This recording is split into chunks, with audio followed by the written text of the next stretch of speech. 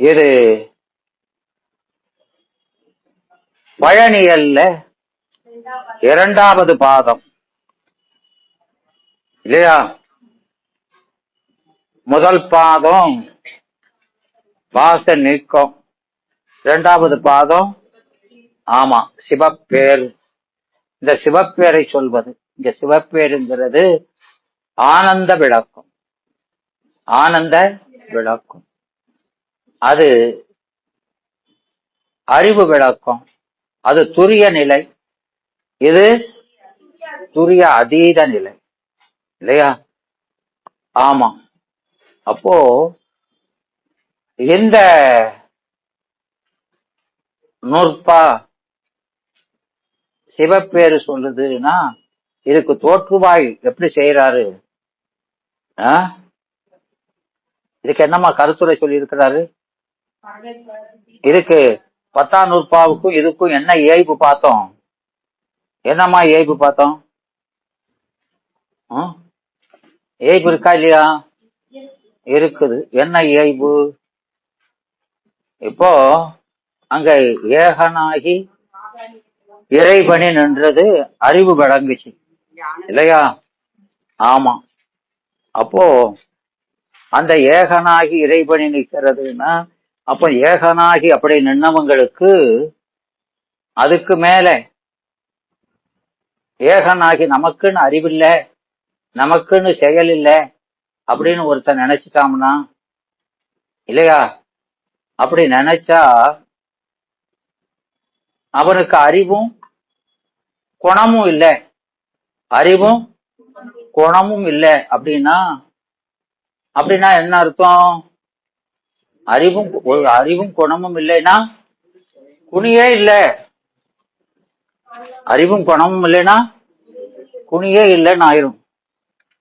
அப்ப முக்தியில ஆன்மாவுக்கு நுகர்வதற்கு ஒண்ணுமே, நமக்கு அறிவும் செயலும் இல்லைன்னு தான் ஒன்றுதான். அப்படி ஒன்றுனா ஆன்மாவே இல்லை அப்படின்னு ஆயிரும்.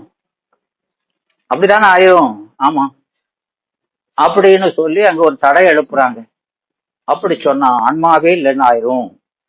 அப்போ ஆன்மா இல்லைன்னு சொன்னா அங்க அந்த சுத்த செய்வர்கள் சொல்வது போல அங்க நுகர்கிற பொருளே ஒண்ணு இல்லை, நுகர்கிற பொருளே ஒண்ணு இல்லைன்னு ஆயிரும். அதனால அந்த ஆலய புத்தர் சொல்லக்கூடிய ஆலய விஞ்ஞானம் போல நுகர்வதற்கு ஒன்னும் இல்லைன்னு ஆயிரும் அப்படின்னு சொல்லி அத ஒரு தடை எழுப்புறாங்க. யார் எழுப்புறது? சுத்த செய்வர் முதலானோர். அப்போ அந்த தடைக்கு விடை சொல்வது இல்லையா? அப்போ முக்கியில ஆன்மா இருக்குது, அதுக்கு அறிவு இருக்குது, செயல் இருக்குது அப்படின்னு சொல்றது. அப்புறம் இந்த 10ஆம் நூற்பாவுல சிவ யோகம் சொல்லப்பட்டது. என்ன சொல்லப்பட்டது? சிவ யோகம் சொல்லப்பட்டது. இப்போ அதுக்கு பின்னால என்ன சொல்லணும்? சிவ போகம் சொல்லணும் இல்லையா? அப்போ அந்த சிவ போகத்தை இங்க சொல்றதுனால அது சூத்திர இயல்பு. அது என்னது? சூத்திர இயல்பு. அது முறைமை பற்றிய இயல்பு இல்லையா? அப்புறம் இங்க இந்த அது ஆசைங்க பற்றிய இயல்புனால அதிகரண இயல்பும், முறைமை பற்றிய இயல்புனால ஆமா. அப்போ இந்த இதுல சாதனை செஞ்சதுனால வரக்கூடிய பயன் என்ன? 9 சாதனம் சிவபூஜை செய்ய, அதனால என்ன பயன் வருது? எதை நோக்கி சாதனை செய்யறோம்? எதை நோக்கி செய்யறோமா? முயற்சி. சாதனைனா முயற்சி தானே. எதை நோக்கி செய்யறோம்? எதை நோக்கி செய்யறோம்னா நமக்கு துன்பம் நீங்கிறதுக்கும் இன்பம் வர்றதுக்கும் எதுக்கு செய்யறோம்? வர்றதுக்கும் ரெண்டுக்கும் செய்யறோம் இல்லையா? அதான் நீத்தல் விண்ணப்பம். திருவாசகத்துல நீத்தல் விண்ணப்பம் அதுதான். எதுக்குமா விண்ணப்பம் செய்றீங்க? என்னமா? இல்ல, திருவாசகத்துல எதுக்கு செய்து நீத்தல் விண்ணப்பம்?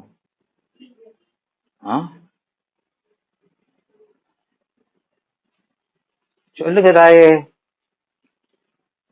திருவாசகத்தை முற்றுவதெல்லாம் போறியா? கேட்டா சொல்லவே மாட்டேங்கியா?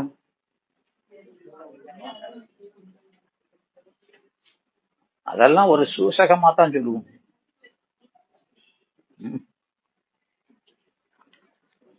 பிரபஞ்ச வைராக்கியம் அதானே அதானே போட்டிருக்கு அதுல.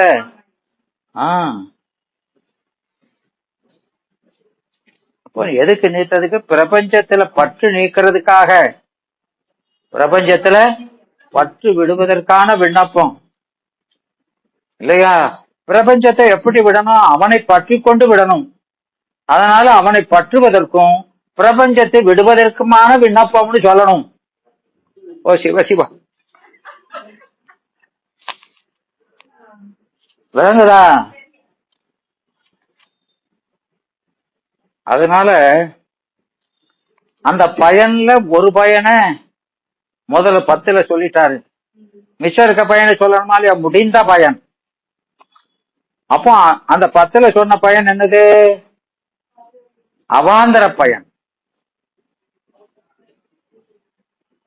முடிந்த பயன் இது 11 தான், இன்ப ஆக்கம். அப்ப அதுக்குத்தான் இது 10. இன்பம் பெறுவதற்கு என்ன வேணும்? அறிவு வேணும். இது அறிவினால் அனுபவிக்கக்கூடிய இன்பம். அதனால அந்த அறிவு இருக்கட்டும்.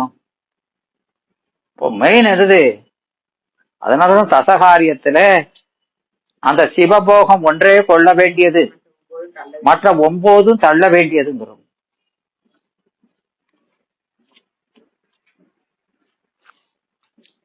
விளங்குதா?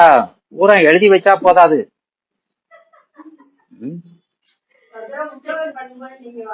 ஆமா, பூரா எழுத்து தான், ரெக்கார்டு தான்.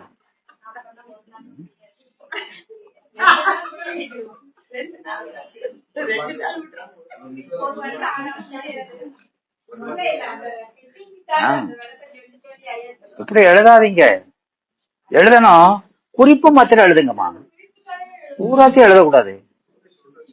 சொன்னதை பூரா மூச்சு விட்டது முதல் கூட எழுதிக்க, அது இருக்கக்கூடாது. ஒரு குறிப்பா, அப்பதான் சொல்றதுல கவனத்தை செலுத்த. அந்த குறிப்பை பார்த்தா நான் சொன்னது ஞாபகம் வரணும், அப்படி பழகணும். அதுதான் வளர்ச்சிமா. ஒன்னாப்பு பிள்ளை மாதிரி பூராத்தையும் எழுதக்கூடாது.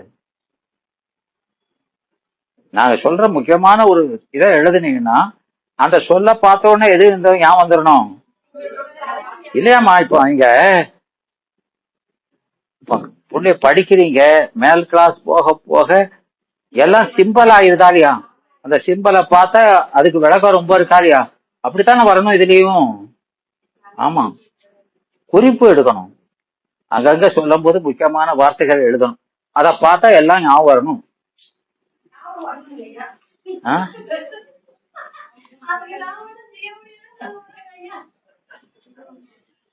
அப்படி முதல்ல முயற்சி பண்ணாதானே வரும். அதாவதுமா புள்ள புடிச்சுக்கிட்டே நடக்கும்னா, பிடிக்காம நடக்கும்போது கீழே விழலாம். ஆனா அத முயற்சி செஞ்சா தானே வரும். நீங்க அதை செய்யவே மாட்டிக்கோ, விழுந்துருவோம்னு பயந்துகிட்டே இருக்கியோ. அதை செய்யணும். நான் இனிமே எழுதுனா சொல்லுங்க. இப்படியா சொல்லிட்டியா? நான் இனிமே தொடவே மாட்டேன். அப்படி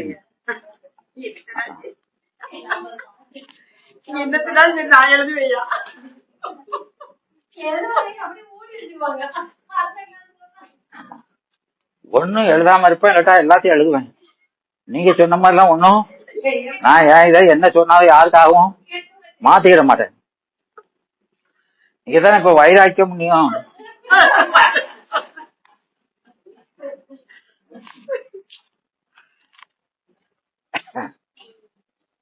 அதனால அந்த பயனை சொல்றதுனால ஓத்தியை இது பயன் இயலாதியாமா, அத பயனை பத்தி சொல்றோமா இல்லையா? அப்போ சரிதானே? ஆமா, இப்படி அந்த 3 இயல்பும் பெறப்படுகிறது இல்லையா? இப்ப காணும் கண்ணுக்கு காட்டு உளம் போல காண உள்ளத்தை கண்டு காட்டலின் அயரா அன்பின் அரண்களல் செல்லுமே சூத்திரம். இதுக்கு என்ன கருத்துரை சொன்னாரு? சொல் தாயி, என்ன கருத்துரை? பரம ஈஸ்வரனுடைய ஸ்ரீபாதத்தை அணையுமாறு உணர்த்துதல் முதலிற்று அப்படின்னாரு இல்லையா? பரம ஐஸ்வர்யங்களையும் உடையவன் இல்லையா? பரம ஐஸ்வர்யங்களையும் உடையவன். அவனுடைய ஐஸ்வர்யத்தை நாம் பெறுவதற்கான முறையை சொல்வது விளங்குதாமா? அதான் பரம ஈஸ்வரனுடைய ஸ்ரீ அப்படின்னா நம்முடைய செல்வம். ஐஸ்வர்யம்னால அதுதான். ஆமா, அத நாம அனுபவிக்கணும். அப்பா சொத்த அம்மா அதுக்கு ஒரு தகுதி பெறணும். அது உரிமை உடையதுதான். இருந்தாலும் தகுதி வந்தா தான் நான் கொடுப்பாரு. ஆமா, அது எப்படி பெறுவதுங்கிறத சொல்றதுதான் இந்த நூற்பாவினுடைய கருத்துரை இல்லையா? ஆமா. அப்போ இந்த சூத்திரத்துல எத்தனை கருத்து இருக்குது? 2 கருத்து இல்லையா? காணும் கண்ணுக்கு காட்டும் உளம் போல அப்படிங்கிறது ஓமை. காண உள்ளத்தை கண்டு காட்டுதல்.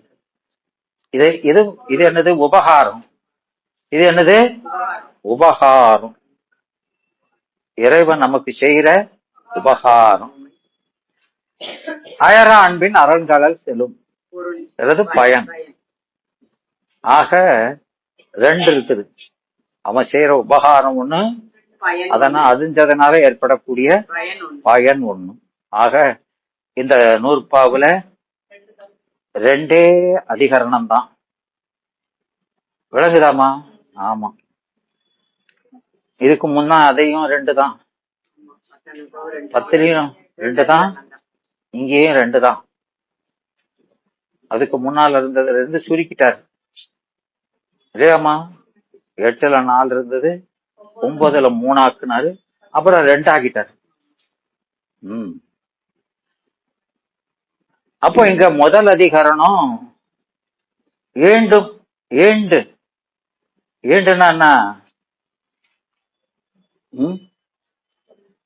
ஏண்டுன்னா என்னதுமா?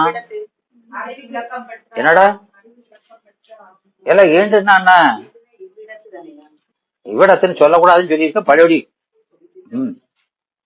அது எவ்விடம்னு சொல்லணும்னு சொல்லியிருக்கா இல்லையா? ஞான விளக்கம் பெற்று அதற்கு விடயமாம் நேயத்தை அறிவிடத்தே சொல்லணும்னா, நான் என்ன சொன்னாலும் தான் அதான் சொல்லிட்டேன். அப்படியே நான் சொன்னதே தான் சொல்லுவோம்னு.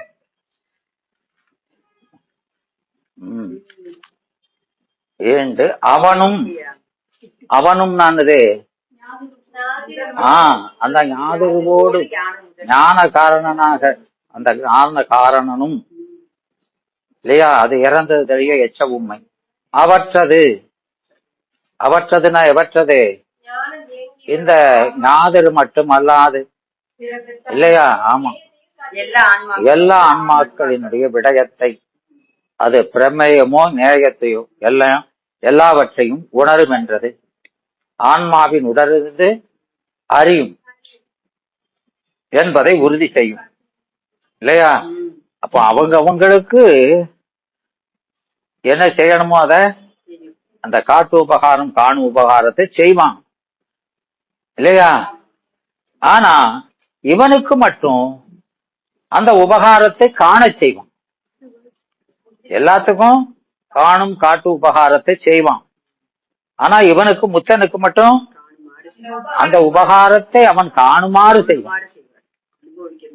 வேணுமா? அதான் உபகாரம் 2 பேருக்கும் பொதுதான். ஆனா இவனுக்கு அந்த அவன் செய்யற உபகாரத்தையே இவன் அறியுமாறு செய்வான். அப்போ அவனுக்கு திரோதான சக்தியாயிருந்து அறியாதவாறு செய்வான், இவனுக்கு அருள் சக்தியாயிருந்து அருளுமாறு செய்வான் என்று வேற்றுமைப்பட கூறினான். ஒற்றுமையிலே ஒரு வேற்றுமை. என்றது அப்படின்னு அது மேற்கோள். அதுக்கு ஏது என்ன சொன்னாரு? இவ ஆன்மாக்கள், ஆமா, இவ் ஆன்மாக்கள் நானது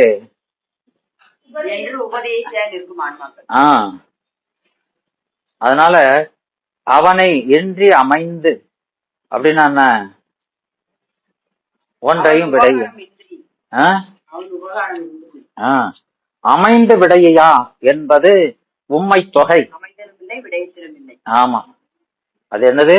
உம்மை தொகை. முற்றுமை ஒன்றையும்ங்கிறதா முற்றுமை. இன்றி அமைந்துங்கிறது எண்ணுமை.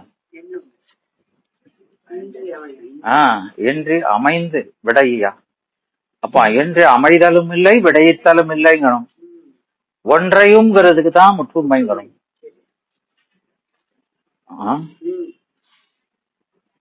விடையா அனுபவித்தல். அறிதலும் இல்லை அனுபவத்திலும் இல்லை. ஆகலாம். ஆகலான்னா என்ன?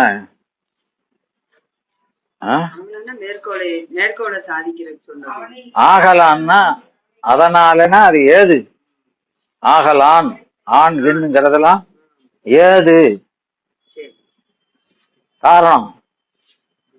அதனால அவனும் அவற்றது விடயத்தை உணர்வான். ஏன்னா அவன் இல்லாம இது ஒண்ணும் செய்யாது இல்லையா? அறிதலும் இல்லை ஆன்மாக்கள் அவனை இன்றினா அவனுடைய உபகாரம் இன்றி ஒன்றையும் அறிதலோ அனுபவிக்கிறதோ செய்யாது.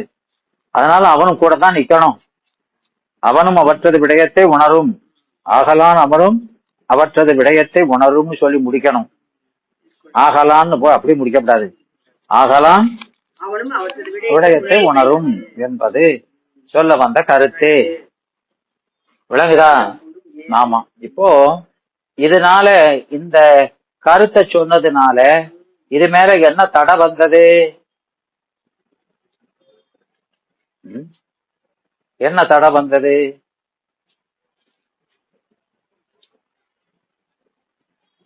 சொல்லுங்க. கண்ணு ஜடமாகுதுன்னு சொன்னாங்க. என்னமா?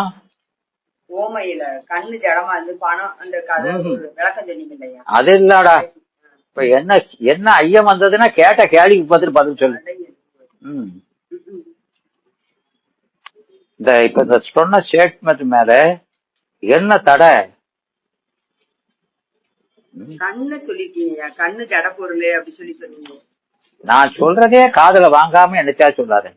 நான் என்ன கேட்கேன், இதுல என்ன தடை வந்ததுன்னா அதை மாத்திரம் சொல்லணும்.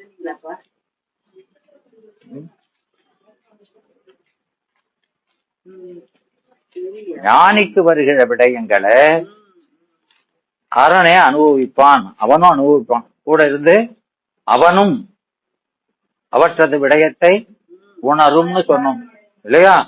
முத்தான்மாக்கள் அனுபவிக்கிறதை இறைவனும் கூட இருந்து அனுபவிப்பான்னு சொல்றீங்க. இதான் மேற்கோள். இதான் சொல்ல வந்த கருத்து ஸ்டேட்மெண்ட். இதுல என்ன ஐயம் வந்தது? அதாவது இதுல ஆட்சேபம் செய்பவர் யாருன்னா அவிகாரவாதி. யாரு? அவிகாரவாதியும் பேதவாதியும் இல்லையா? அப்போ அந்த அவிகாரவாதி முதல்ல என்ன சொல்றோம்னா, இந்த இறைவன் அவனும் உணர்வான்னு சொல்றீங்க. அப்படி செய்ய மாட்டான். அப்படி செய்ய மாட்டான். ஏன் ஏன் அப்படி சொல்றாரு? ஏன்னா திருட்டாந்தமும் தாட்டாந்திகமும் ஒண்ணு போல இல்ல. ஓமானமும் ஓமயமும் ஒண்ணு போல இல்ல. என்ன ஒண்ணு போல இல்ல? என்ன ஒண்ணு போல இல்ல? சொல்லுங்க. போன வகுப்பு கேட்டீங்களா இல்லையா? கேட்டாச்சு. என்ன ஒண்ணு போல இல்லைன்னா, இப்ப கண்ணு ஒரு உருவத்தை காணும் போது அது உயிர் செலுத்தினாதான் அது பாக்குது. இல்லைன்னா உயிர் தூங்கிட்டுனா அது பார்க்காதுன்னு சொன்னோம். கண்ணு சடம். கண்ணு அப்போ கண்ணோட கலந்து காட்சியை விலைக்கு பொருளோடு கலந்து பொருளை விலைக்கு உயிர் உடனே செலுத்தினா அது பாக்குதுங்கிறது ஓகே தான். விளங்குதா? ஆமா, இது ஓமையில சொல்லிருக்கீங்க. ஆனா ஓமானம் என்னது? உயிர். இதே மாதிரி உயிர் கண்ணோட நிக்கிற மாதிரி கண்ணு மாதிரி இருக்கிறது உயிர், அந்த உயிர் மாதிரி இருக்கிறது சிவம். இதானே? இல்லையாமா? உயிர் போல இருக்கிறது சிவம், அந்த கண்ணு மாதிரி இருக்கிறது ஆன்மான்னு சொல்றீங்க இல்லையா? அது எதுவும் ஒன்னாவா இருக்கு? என்னத்தையா சொல்றீங்க? கண்ணு சடம், இவன் சடமா? இவன் சித்தி. அவன் அதுக்கு சொன்னது இதுக்கு பொருந்துமா? பொருந்தாது. ரெண்டும் ஒத்த தன்மை இருக்கணுமே. இருக்கணுமா இல்லையா? இருக்கணும். நீங்க சடத்தை சொல்லிட்டு அவனே மாதிரி இவனுங்க இல்லையா? அதனால ஓமயத்துல சொன்ன மாதிரி இங்க இந்த ஓமான மாதிரி இது இல்ல. அது கண்ணு சடம் மாதிரி இவனும் சடமா இருந்தா சரி, இது சடம் இல்ல இல்லையா? சரி, இருக்கட்டும். அவனுக்கு அவன் ரொம்ப காரணம் ரொம்ப இருக்கவன் அப்படி இப்படின்னு என்னத்தையோ நீங்க சொல்லுவேன். சொல்லுவீங்க, சொல்லிட்டு போ. இவன் கட்டு நிலையில இருக்கான் இல்லையா? அப்ப இவன் கைத்தாங்களா கூட இருந்து உதவ வேண்டி இருக்குது. சின்ன புள்ள அது நடக்காது, கூட புது புடிச்சு நடத்திட்டு போறாரு. நடக்க வேண்டியது நடக்கும்.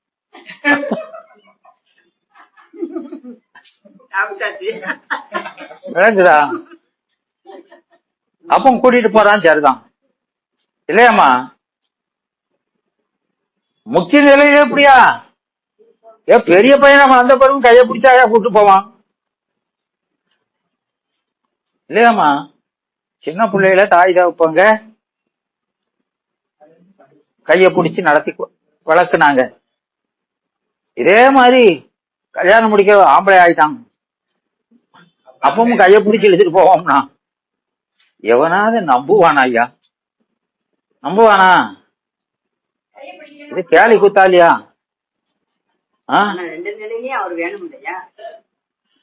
அப்படின்னு சொல்றான். பொருந்துதா? பொருந்தாது. அப்போ கட்டு நிலையில அவன் காட்டினான். அறிவுடைய பொருளா இருந்தாலும் அறிவு நல்ல விளங்கல, அதனால காட்டுனா கூட சேர்ந்து காணவும் செய்யறான் அப்படின்னு சொல்ற, ஒத்துக்கிடுதேன், வச்சுட்டு போ. நல்லா வளர்ந்த முத்தி நிலையிலும் இந்த லட்சணமா? இதே எவனா அதை நம்புவான்? ஐயா இது பொருந்தாது அப்படின்னு சொல்லி மறுக்கான்.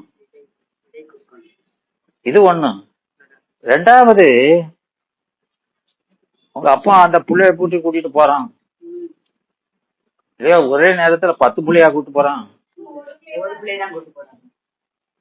இவன் எத்தனை புள்ள இருக்கு? அத்தனை புள்ளையும் கூட்டிட்டு நடந்து அலைவாம்னா என்னத்துக்கு ஆகும்? ஐயா அவன் என்னத்துக்கு ஆவான் இல்லையா? ரொம்ப விகாரப்பட்டுருவான். அதனால அப்படியெல்லாம் சொல்லாதீங்க, அதெல்லாம் சாத்தியம் இல்லை. அப்படி சொல்றதெல்லாம் பிராக்டிக்கலா சாத்தியம் இல்லை. அதான் அபிகாரவாதி அப்படி சொல்றான். விளங்குதா?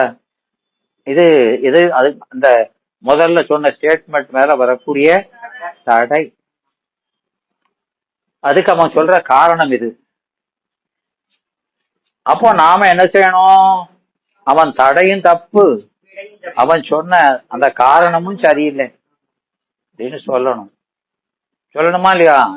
ஆமா. அதனால நீங்க எப்படி இதை மறுப்பீங்க?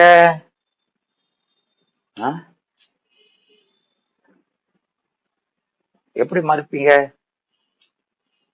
தங்கட்டா மறுப்போம்.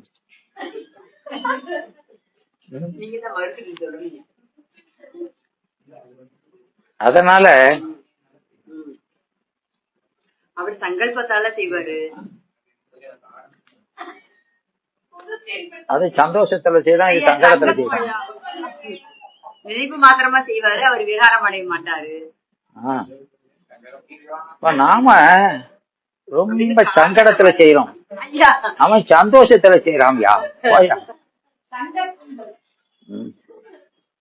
காரணத்தை படிக்க முடியும், தடையை எப்படி படிக்க முடியும்? நல்ல ஆள்களாப்பா வந்து சேர்ந்து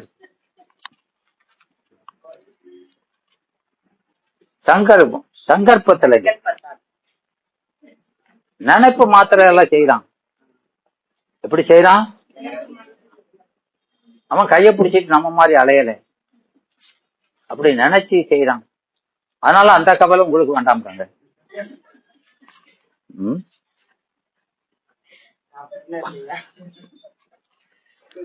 அவன் என்னத்துக்காக அவனை பத்தி நீர் என்னத்துக்காக ஒம்மத்து வழியா பாருங்கயா.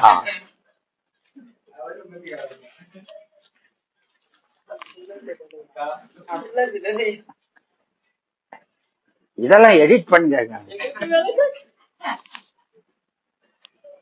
நான் இந்த கடைசி மொத்தம் இத மாத்திரம் நான் சொல்லல. ரெண்டு நிலையிலையும் விளக்குறதுக்கு வேணும் இல்லையா? ஆமா, அதுக்கு அவர் சொல்றாரு, விளக்கொளி கண்ணொளியோடு கலந்து உருவத்தோடு கலந்தால் என்று இந்த கண் உருவத்தை காண முடியாது. நீ சொல்ற மாதிரி ஒண்ணுல போனா போதுங்க, கண்ணுல கலந்தா கண்ணுக்கு காட்சி விளங்கும். காட்சி நல்ல விளங்கினாலும் அது தனித்து விடயத்தை காண இல்லையா? உங்களுக்கு கண்ணோட கலந்து உங்களுக்கு நல்ல கண்ணா ஆயிடுது, கண்ணு நல்ல கண்ணா இருக்கு, கேட்ராக்ட் ஆபரேஷன் எல்லாம் பண்ணி இப்ப எப்படி இருக்கீங்க? ஃபிட்டா இருக்கீங்க, விளங்குதா? சரி, உங்களுக்கு தான் நல்லா கண் தெரியுமா? இனிமே வீட்டுல லைட்ட பூரா பீச பிடிக்குது. இனிமே வீட்டுல ஆமா வெளிச்சமே வேண்டாம், கண்ணுல வெளிச்சம் வந்துருச்சு அப்படின்னா இருக்க முடியுமா? கண்ணு நல்ல கண்ணுதான், ஆனாலும் என்ன வேணும்? ஆமா, அந்த கண்ணை விளக்குவதற்கும் பொருளை விளக்குறதுக்கும் விளக்கொளி எப்போதும் துணை இருக்கணும். விளக்கொளி கொஞ்ச நேரம் அணைச்சா குருட்டு கண்ணும் நீங்க ஒண்ணுதான், விளங்குதா? அத மாதிரிதான் ஆன்மாவும். இந்த கண் எப்படி இருக்குதோ, அந்த கண்ணுக்கு காட்சி விளங்கின கண்ணா இருந்தாலும் இல்ல அந்த கண்ணு குருட்டு கண்ணு, நீ சொல்ற பார்த்தா அப்படித்தான் இருக்கு. குருட்டு கண்ணுக்கு வேணும் துணை வேணும். நல்ல கண்ணு ஆனதுக்கு அப்புறம் இதுங்க நல்ல கண்ணான லைட் இல்லாம பாப்பியா அப்படின்னு, அது எப்படி என்னாச்சு?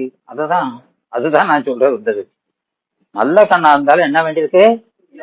ஒளி துணை வேண்டியிருக்கா இல்லையா? இது உனக்கு தெரிஞ்சது தானே.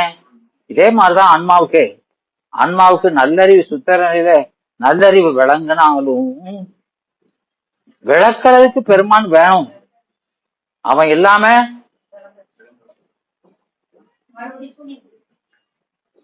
உனக்கு சுதந்திரமா ஒரு கணப்பொழுது கூட அறிவு விளங்காது.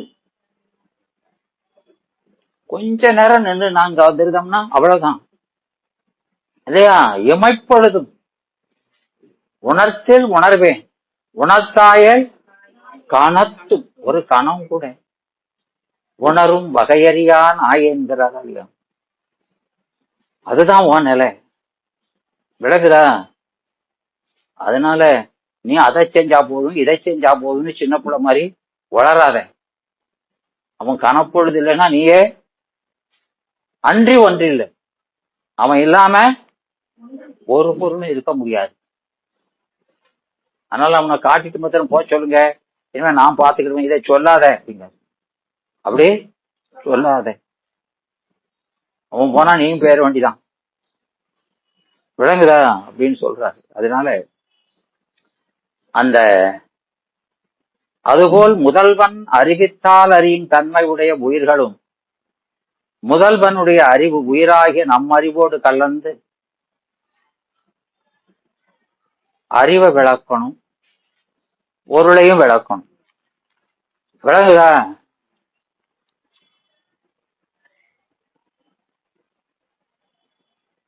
நமக்கு நாம ஒரு டிப்பிக்கலான ஒரு ஆளு இல்லையா? ஆமாவா? நீங்க அப்படித்தான். என்னையா? என்ன டிப்பிக்கலான சொல்லுங்க சார். என்னமா? நான் என்ன சொன்னாலும் உனக்கு விளக்க போறது இல்ல.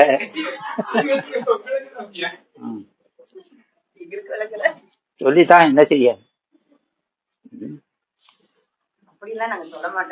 சொல்ல மாட்டீங்க. அதேதான் எப்போதும் சொல்ல மாட்டேங்கல.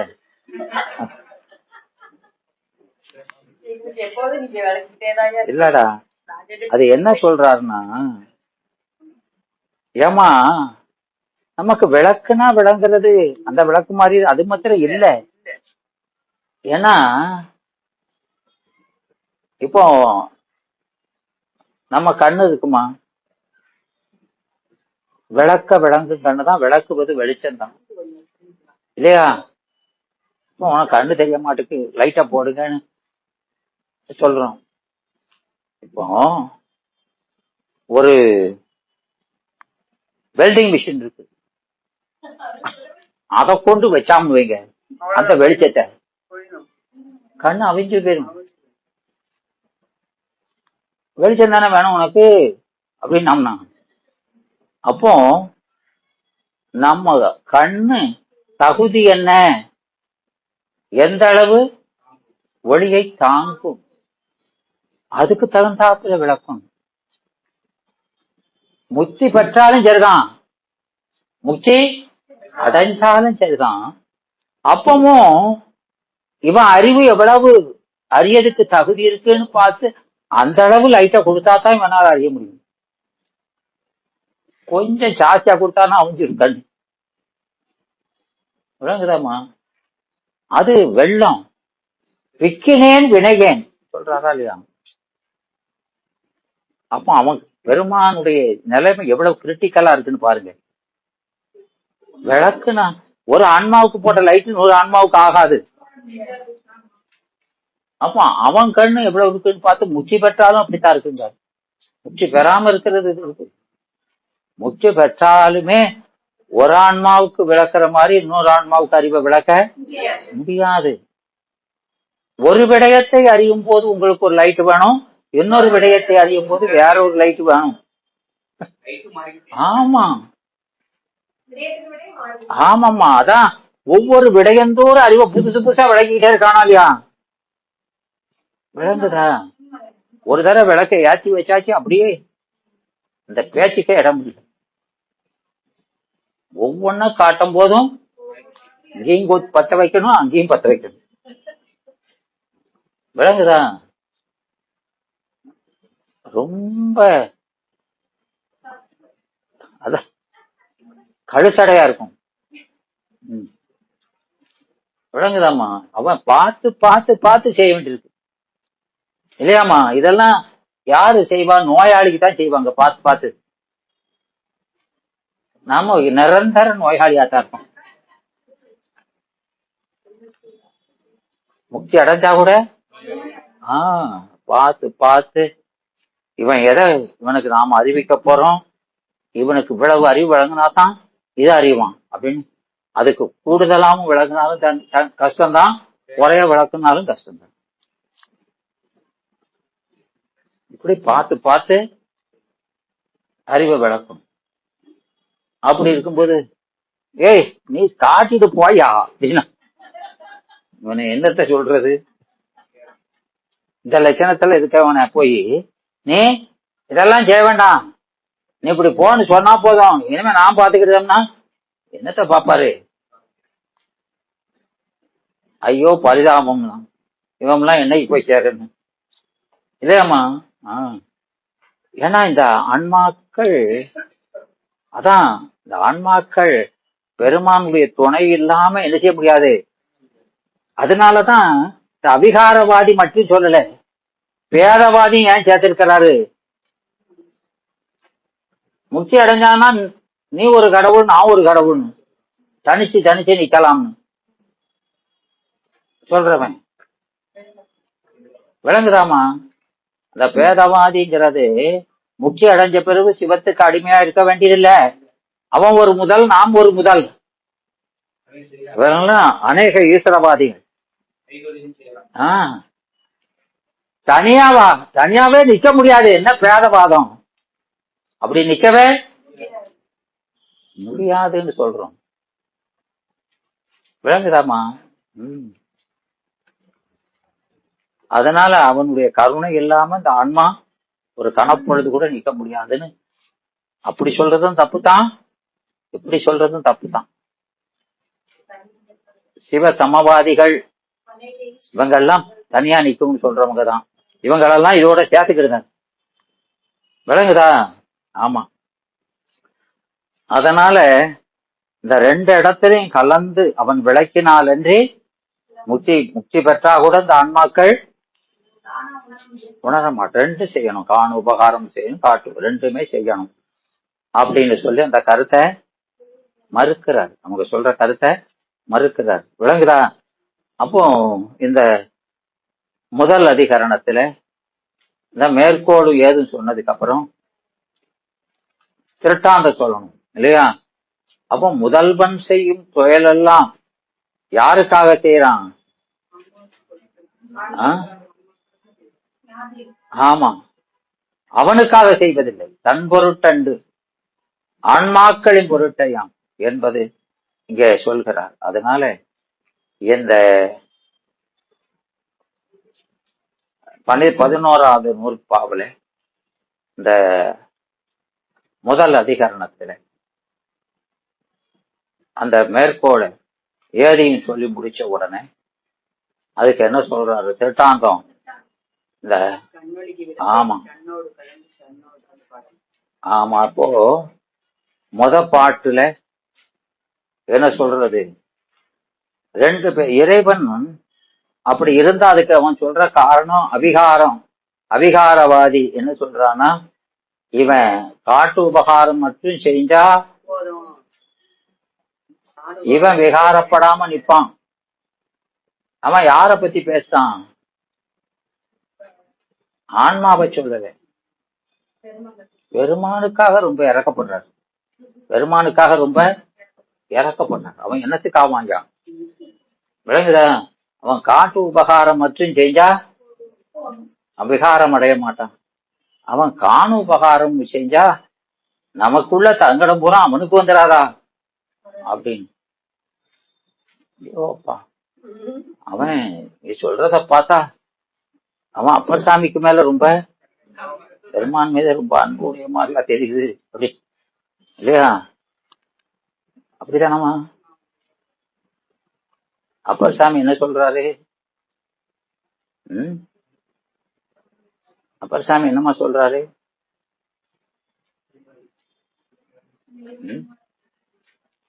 அப்பர் சாமி என்ன சொல்றாருன்னா, பூவார் அடிச்சுபடி என் தலைமேல் பொறித்து வை இல்லையா? போகபிடி. போகபிடினா என்ன? பொறியாமல் போகபிடி. பொறியாமல் போவாயானால் உடைய திருவடிய தலைமேல் பொறியாது போவாயானால் மூவா முழு பழி, மூவாத பழி முழு பழி ஒன்னை மூடும். என்ன மூடி இருக்க மாதிரி ஒன்ன பழி வந்து முடியும். என்ன இந்த ஆணவம் என்ன மூடு இருக்க மாதிரி ஒன்ன மூடும் கண்டாய் அப்படி இருக்காது. அதனால அப்படி சொன்னவரு அப்புறம் என்ன சொல்றாரு? என்னம்மா சொல்றாரு? சாமி, உங்க திருவடிய என் தலைமையில பொறிக்க சொன்னது பெரிய தப்பு. தெரியாம சொல்லிட்டேன், தயவு செய்து வச்சிடாதீங்க. ஏன்? என் தலை கல்லு மாதிரி இருக்குது, உன் திருவடி பூவு மாதிரி இருக்குது. அந்த பூவு இந்த கல்லுல பட்டா என்னத்துக்கு ஆகும்? ம்? வேண்டாவே வேண்டாம், உங்களுடைய திருப்பாதம் நோகும் இல்லையா அப்படின்னு சொல்லி சொல்றாரா இல்லையா? அதனால வச்சிடாதீங்க சாமிங்கிறாரு. ம்? அது மாதிரி சொல்றாங்களா இவங்களும்? ஆ? என்னம்மா? அவங்க கருணையா சொல்றது போல பொய் சொல்றாங்க. அப், என்னடா? ஆ, அது அறிவு விளங்கி சொல்லுதல், அறிவு விளங்காமல் சொல்லுது. இது அறிவு விளங்குனதுனால சொல்றது இல்லையா? ஆ. இது அறிவை விளங்காம சொல்றது. அதனால இங்க அந்த அபிகாரவாதிகளை சொல்றாரு. அவங்கள மறுத்து சொல்றதும் உள்ளமே. உள்ளமேங்கிறது எழுவாய். உள்ளமே ஐந்தையும் ஒக்க உணராது. ஆன்மா ஐந்தையும் ஒக்க உணராது. ஐந்தையும் என்னது? என்ன அஞ்சுமா? அந்த அப்போ அந்த அந்த உள்ளமேங்கிறது ஏகாரம் பிரிநிலை. ஏகாரம் பிரிநிலை. அவற்று ஐந்தும் போல். அவற்று ஐந்தும் போல். எவற்று ஐந்தும் போல்?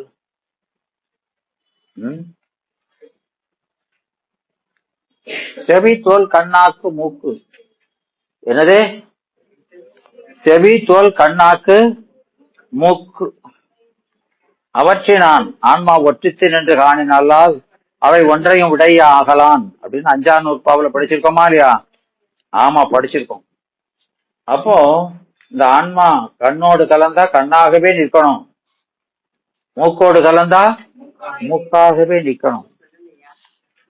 அப்படி ஐந்தையும். ஆமா.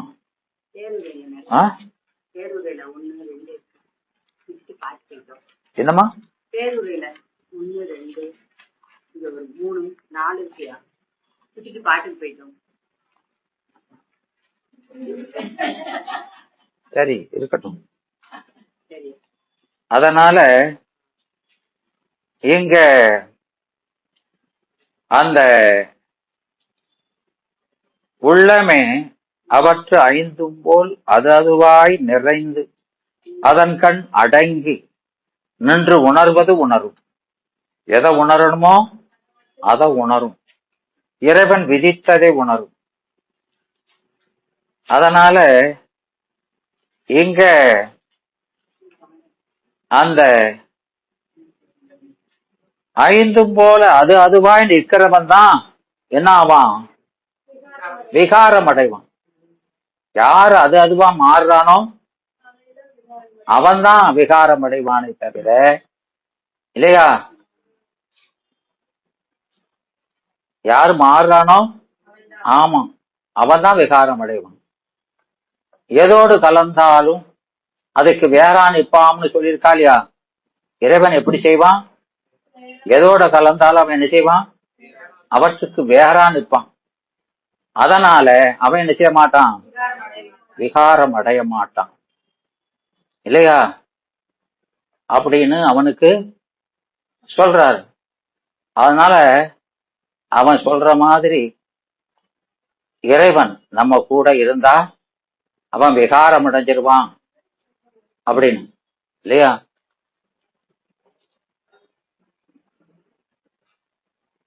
அப்படி சொல்றாரு.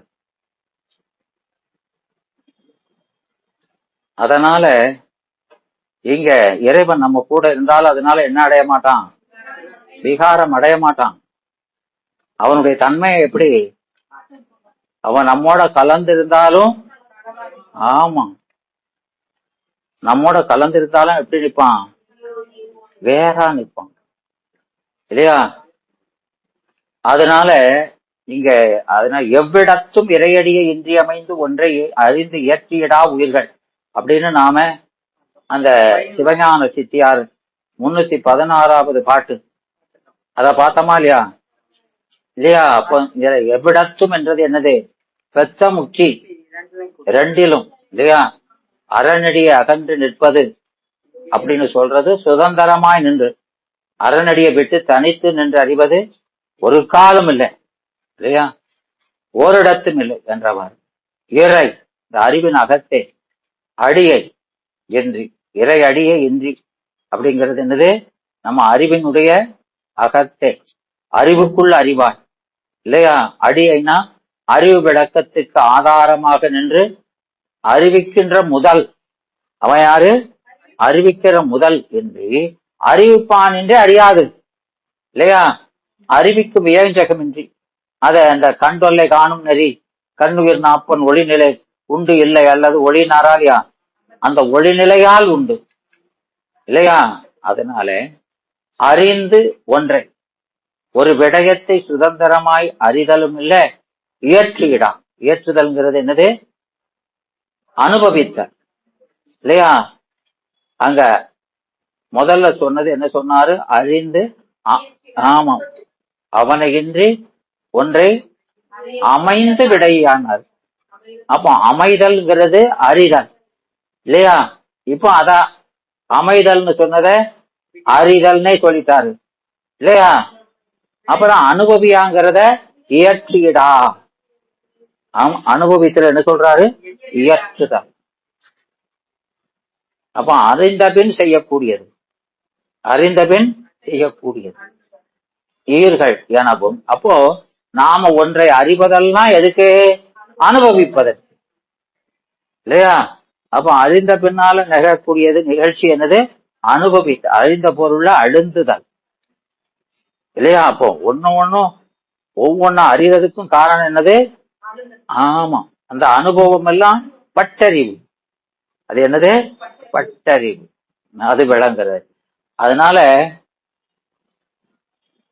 ஈசன் தான் எங்குமாய் அறிபவனிடத்து ஆன்மா அறியப்படு பொருளிடத்தும் இல்லையா? அறிபவனிடத்தினா ஆன்மாத இல்லையா? அறியப்படு பொருளிடத்தினா விடயத்திலையும் இல்லையா?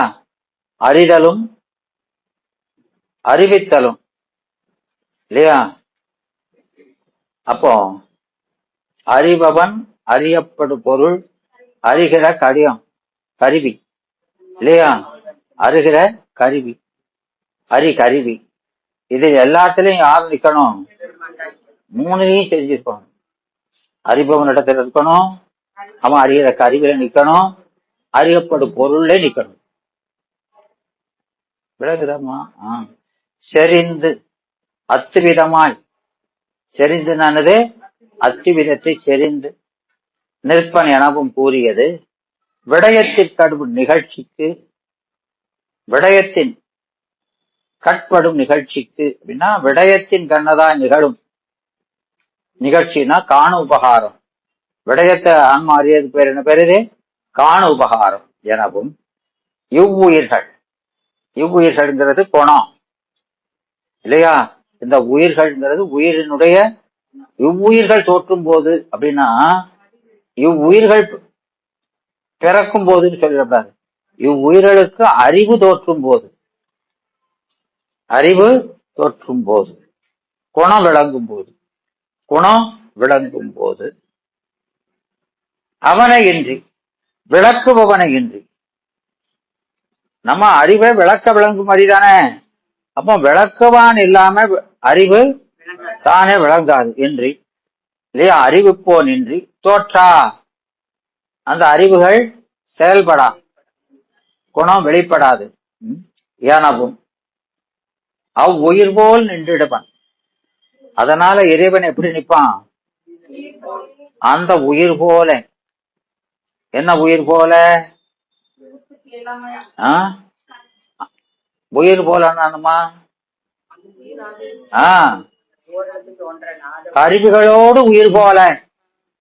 என்ன உயிர் போலன்னா கருவிகளோடு உயிர் நிற்பது போலன்னு அர்த்தம் இப்ப கண்ணோடு உயிர் நிற்பது போல இறைவன் உயிரோடு நின்றுடுவான்.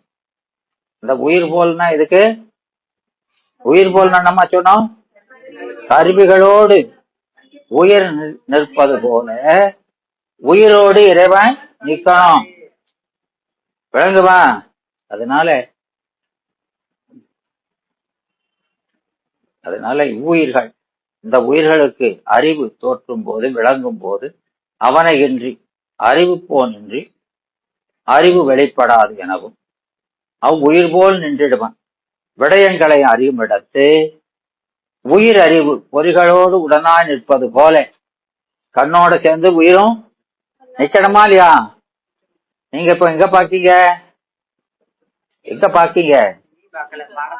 நான் ஒரு பக்கம் பாக்குறேன். இப்ப எங்க பாக்க என்ன பாக்கீங்க இல்லையாமா? அப்ப உங்க கண்ணு பார்க்கும்போது உயிர் வேற என்னத்தையாவது சிந்திச்சுக்கிட்டு இருந்துன்னு வைங்க, இப்ப நான் சொல்றது விளங்குமா? விளங்காது. அப்போ உங்க கண்ணு பார்க்கும்போது கண்ணுக்குடைய உயிரும் நின்னாதான் இல்லையா? அப்போ கண்ணு பாக்குறது இந்த கவனத்தை அங்க செலுத்துறதுக்கு தானே. ஆமா. அப்போ இந்த 5 பேரறிவும் கண்களே கொள்ள, 5 பேரறிவும் கண்களே கொள்ள அப்படின்னா என்ன?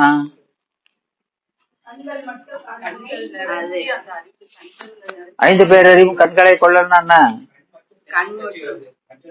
கண்ணு கொள்ள போயிட்டுதான்.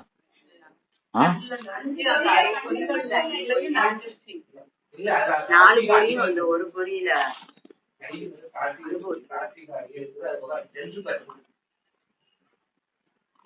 4 பொறிகளும் அந்த ஒரு பொறியில அடங்குற மாதிரி கண்களே கொள்ள அப்படின்னு அந்த அவங்க சொன்னாங்க விளக்கம்.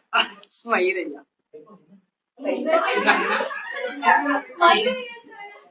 இந்த விளக்கத்தை அங்க கேட்டுக்கங்க.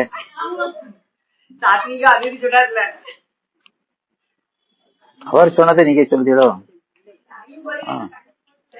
கண் தான் 4 பொறி வேலையும் சேர்ந்து செய்யுது. அவ்வளவுதான். அது போல உயிரோட அறிவு தான் அந்த இடத்துல சேர்ந்து நிக்குது, ஒன்றுபட்டு நிக்குது. அவங்க ஏதோ ஒரு மிச்சர் பண்ணுதாங்க, குழப்பு தாங்க. நீங்க தெளிவா நல்லா இருப்பீங்க, அவங்க கேட்காதீங்க.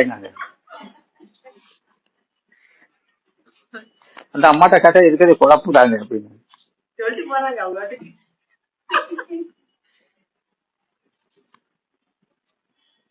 அப்போ அந்த அங்க 5 அறிவுன்னு சொல்லல, 5 பேரறிவு அப்படின்னா என்ன? ஏன்னா அந்த பாட்டு பெரிய புராணத்தில் உள்ளது தானே. அதுக்கு என்ன விளக்கம் கொடுத்திருக்காரு? கண்ணு மட்டும்தான் வேலை செய்யுது, மத்த 4 வேலை செய்யலன்னு எழுதியிருக்கிறார். சீக்கிரேஸ்வரில் அப்படித்தான் இருக்கு. ஆமா, அது ஒண்ணுதான் வேலை செய்யுது, மத்த 4 அப்படிலாம் சொல்லப்படாது.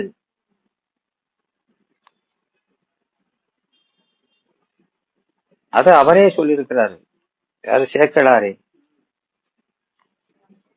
அந்த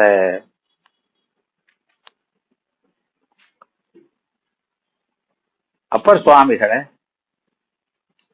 அந்த காலவாயில வச்சு நீட்டும் போது இல்லையா, மாசில் வீணையும் மாலை மதியமும் வீசு தன்றலும் வீங்கு இளவேனிலும் மூசு வண்டரை பொய்கையும் போன்றதே ஈசன் எந்தை இணையடி நேழலே அப்படின்னு சொல்றாரா இல்லையா?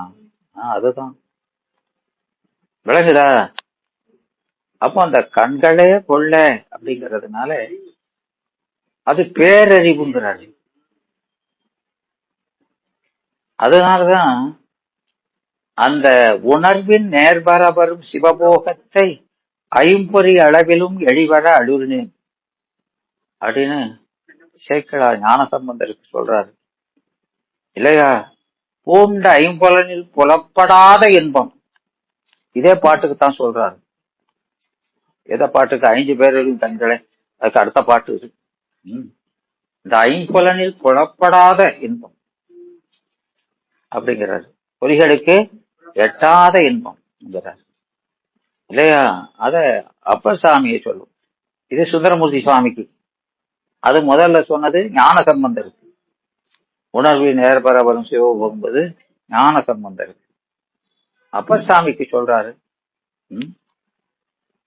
அங்க கையும் தலைமிசை புனையஞ்சலி என கண்ணும் பொழிமலை ஒளியாதே.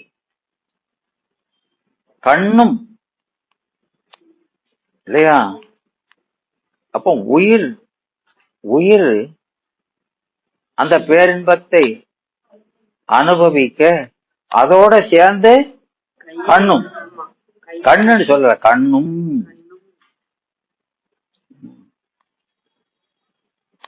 கண்ணும் பொழிமலை ஒளியாது இல்லையா? அப்போ உயிர் அறிந்து அழுது கிடக்கு, இந்த கண்ணு சேர்ந்து அழுதுங்க. உயிர் அழுறது அதை அறிந்து அழுகுது இல்லையா? அதன் மிகுதி அந்த சடமான கண்ணுக்கு கூட உணர்ச்சி வந்துருச்சு, அது கூட அழுது கண்ணும். அப்போ இந்த கண் அந்த பெருமானுக்கு கண்ணா இருக்கிறதுனால, யாருக்கு?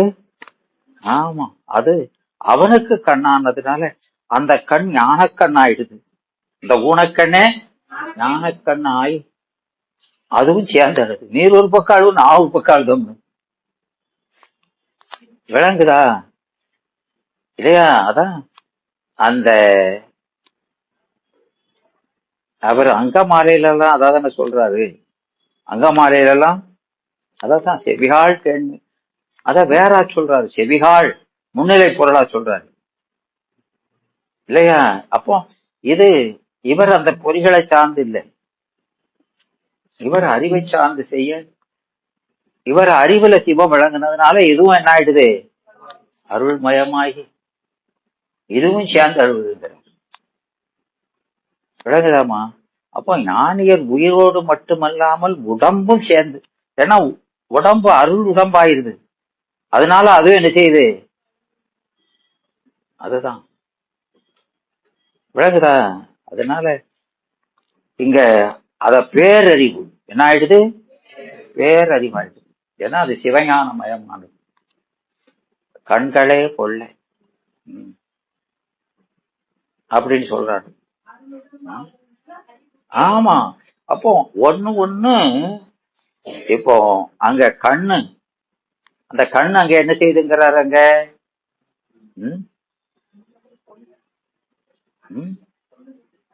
கண்ணுக்கு அந்த காலவாய், சுண்ணாம்பு காலவாயில அங்க அந்த நெருப்பு, கல்லும் கரியும் எரியுதா இல்லையா? அந்த நெருப்பு கண்ணை தகதகன்னு எரிக்கும். அது மாலை மதியம் போல இருக்கு, மாலை மதியம் போல தன்னிழலா இருக்கு. மாலையில இருக்க மதி நிலா ஒளிச்சம் மாதிரி இருக்குது, அது தீ. அப்ப கண்ணு இல்லையா? காது அது கரியும் கல்லும் வெடிக்க சப்தம், வீணாநாதமா, நல்வீணை, மாசில் வீணை. எனவே பஞ்சாக்கரத்தை இசைக்கிற வீணை என்ன வீணை? அது ஒரே பஞ்சாக்கரத்தை இசைக்கிற மாதிரி கல்லும் கழியும் வெடிக்குது. இப்படி எல்லாமே சிவ போகமா விளையுதுங்கிற, எல்லாமே அதுதான் அங்க சொல்றது. விளங்குதா? அதான் பேரறிவு சொல்றாரா இல்லையா? அதனால இங்க இந்த அவனையின்றி அறிவு போனின்றி தோற்றா, அது செயல்படாது. அது இப்போ நம்ம அறிவுங்கிறதுமா, அறிவிப்பவன் நம்ம பேட்டரி, அதான் உயிர். உயிர் இல்லாம உடம்பு செயல்படுமா? அதுபோல இறைவன் தான் உயிர், அதான் முதல். அவன் இல்லாம இந்த உயிர் வேலையே ஒரு வேலையும் செய்யாது, அந்த சிந்திச்சே பார்க்காதங்க. அவன் இல்லாம செய்யணும்னு சிந்திச்சே பார்க்காத அப்படி. அதனால அந்த எங்குமாய் இயற்றிட ஒன்னு அனுபவத்திலே செய்ய என்று ஈசன் தான் எங்குமாய் ஆன்மாவினிடத்தும் அறிபவனிடத்தும் அறியப்படு பொருளிடத்தில் அறிவிலும் செறிந்து அத்துவிதமாய் நிற்பன் என கூறியது. விடயத்தின் கண்படும் நிகழ்ச்சிக்கு விடயத்தின் கண்படும் நிகழ்ச்சினான விடயத்தின் கண்ணதாய் நிகழும் காண உபகாரம். விடயிட்ட நிகழ்றது காட்டு உபகாரம், விடயத்துல நிகழ்வது காண உபகாரம். விளங்குதா? உபகாரம் எனவும் இவ்வுயிர்கள், இந்த உயிர்களுக்கு குணம் தோற்றும் போது, அப்போ குணம் விளங்கும் போது அவனை என்று விளக்குவோன் என்று தோற்றான். அது விளங்குதல் என்ற செயல் அங்க நடைபெறாது எனவும் அந்த உயிர் போல் நின்றிடுவன்.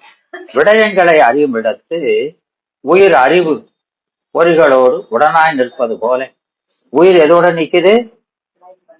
அறிகின்ற அறிவோடும் இல்லையா? உயிர் அறிவோடும் இல்லையா? அப்போ உயிர் அறிவு பொறிகளுடன் உடனாய் நிற்பது போல ஆன்ம அறிவு ஒவ்வொரு பொறிகளோடையும் உடனாய் நிற்பது போல இறைவன் உயிர் அறிவோடு உடனாய் நின்றிடுவான். இது அதுவா நிக்கிறது மாதிரி இறைவன் நம்ம கூட நின்னாதான் நாம எதையும் அறியவே முடியும். அதனால இங்க உயிர் அறிவு 5 பொறிகளோடும் ஒவ்வொரு நேரத்துல ஒவ்வொரு பொறிகளோடு நிக்கிறா இல்லையா? அப்படி அதுவாய் நின்று அறிவது போல இறைவன் உயிர்களோடு உடனாய் நிற்கணும், நின்றிடுவான் எனவும் கூறியது. ஆன்மாவிற்கண்படும் நிகழ்ச்சிக்கு ஆன்ம அறிவின் கண் நிகழ்த்தும் காட்டு உபகாரம். ஆன்மாவின் கண் நிகழ்த்தது என்னது? காட்டு உபகாரம், அறிவு விளக்கிறது. விடயத்தின் கண் நிகழ்த்தது காண உபகாரம். எனவே ஆன்மாவிற்கட்படும் நிகழ்ச்சிக்கு ஆன்ம அறிவின் கண் நிகழ்த்தும் காட்டு உபகாரம் எனவும் கொள்க. அவ்வாறு கொள்ளாக்கால் இருகால் கூறுதல். அப்படி சொல்லலைன்னா 2 தடவை சொன்னதாயிரும். புனருத்தியாய், புனருத்தினா திரும்ப திரும்ப கூறியது கூறு. எங்குமாய் செறிந்து என்றும் அவ் உயிர் போல் செறிந்திருப்பன் என்றும். அவன் எங்குமாறு செறிஞ்சு நிற்பான்? அந்த உயிர் போல செறிஞ்சு நிற்பான். எது போல? உயிர் எப்படி பொறிகளோடு செறிஞ்சு நிற்கிறதோ அது போல நிற்பான், உயிர்களோடு பொருந்தி நிற்பான். உயிர் பொறிகளோடு பொருந்துறது மாதிரி இறைவன் உயிர்களோடு பொருந்திருப்பான். விளங்குதா? நின்றிடுவன் செறிந்திடுவன் என்றும் புனருத்தியாய். புனருத்தம்னா புனருத்திங்கிறது ஒரு பெயர் சொல்.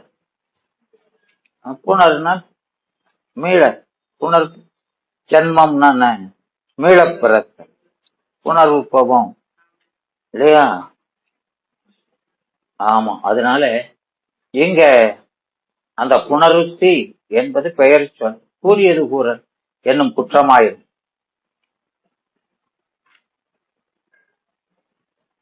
என்பது சூடாமணி நிகண்டு. அதனால புனருங்கிறது திரும்ப செய்தல்.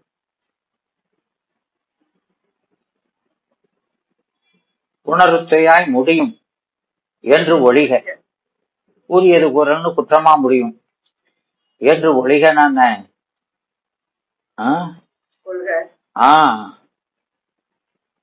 கூறியது கூறலாய் முடியும் என்று ஒழிக. அந்த குற்றத்தின் நீங்குக, அந்த குற்றத்தின் நீங்குக அப்படி சொல்லிடக்கூடாது. விலகுதா? ஆமா. விளக்கொடி கலத்தல் ஈரிடத்து வேண்டப்படும் என்பது. விளக்கொடி கலத்தல் கண்ணிலையும் கலக்கணும், பொருளையும் கலக்கணும். அது மாதிரி இறைவன் கலப்பல் உயிரில் இருக்கணும், விடயத்தில் இருக்கணும். விளங்குதா? அப்படிங்கிறது. விளக்கொடி கலத்தல் ஈரிடத்தும். ஈரிடத்தும்னா என்ன? கருவிகள் பொறிகள்லையும் கலக்கணும், விடயத்திலையும் கலக்கணும். இங்க இது ஓமையில பொருள் என்னது? உயிரிடத்திலையும் கலக்கணும், உயிரால் அடையப்படும் பொருள் ஆகிய சிவத்திலையும் கலக்கணும். முச்சில சிவன் தான் விடயம். அப்போ அந்த அறிகிற ஆன்மாட்ட கலந்து அவன் ஞானமா நிக்கணும். ஆன்மா அறிவுல கலந்து ஞானமா நிக்கணும். அறியப்படும் பொருள்ல கலந்தவன் அதுதான் என்னது? இது ஞானம்னு சொன்னா அதை என்ன சொல்லணும்? ஞாதுருவா நிக்கணும், நேயமா நிக்கணும். ஞாதுருவா நிக்கணும், அறிவுகின்ற நாதுருவா நிக்கணும், அறிகின்ற ஞானமா நிக்கணும், அறியப்படும் பொருளாய நேயமாயி நிக்கணும். விளங்குதா? பிரமேயத்துக்கு பதில் நேயம் இல்லையா? பிரமாணத்துக்கு பதில் ஞானம், பிரமாதாவுக்கு பதில் ஞாதிரு. திருதிருன்னு முடிக்கப்படாது. விளங்குதாடா? அப்படி மூணுமா நிக்கணும். அப்ப அந்த எல்லா இடத்துலயும் கலந்து நின்னாதான், அறிபவன் அறிவுல கலந்தாதான் இவன் ஆன்மாவா அறிபவனா இருப்பான். நம்ம குணம் விளங்குனா குளத்துல கலந்துருக்கணும். விளங்குதா? அது மட்டும் இல்லாம விடயத்திலையும் கலந்திருக்கணும் அப்படின்னு சொல்றாரு. நீ இவ்வளவு வேலை இருக்குது, நீ இங்க மட்டும் நின்னா போதும், அங்க வேண்டாம்ங்க. விளங்குதா? அப்படி நிக்கவே நின்னா நமக்கு அறிவை விளங்காது. அதான் அதனால அந்த குற்றத்தின் வந்து ஒழிக விளக்கொளி கலத்தல் ஈரிடத்தும் வேண்டப்படும் என்பது. விளக்கொளி கலத்தல் காணுகின்ற கண்ணிலே இருக்கணும், காணப்படும் விடயத்திலே இருக்கணும். அதான் அத விளக்கொளி கலந்தவற்றை எனவும் விளக்கொளி கலந்தகற்றை என்றும் விளக்கின் சோதி கலந்திடும் எனவும் இப்படி உரைநூல் ஆசிரியர் சொன்னாரு சிபி 58. விளங்குதா?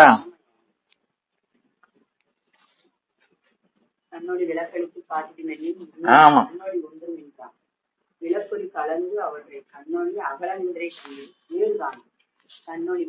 சரி, இப்போ மயில் ராஜி சொல்லுங்க, கண்ணொளி விளக்களித்து காட்டிடும்னா அது என்ன?